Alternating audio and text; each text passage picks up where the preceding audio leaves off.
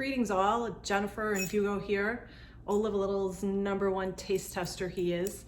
We're coming at you today to talk about comfort food. It's January, and in climates that are chilly like here in Connecticut, we're all looking for maybe something to make us feel good and cozy at night when we come home from work.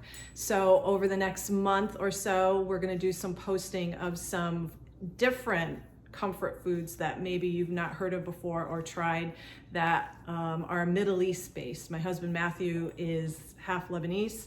I learned a lot from his mom, the finer points of Lebanese cuisine, as well as just a huge appreciation for how delicious Middle Eastern food is.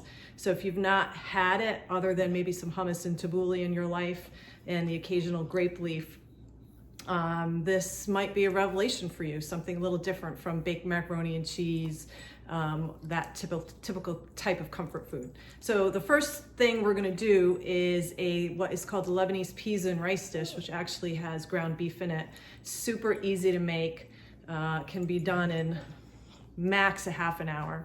And I think your family will love it. So check it out, check out our links and the pictures, the recipe, try it, and I'd love to hear from you to tell me what you think. Okay, we'll be talking to you soon.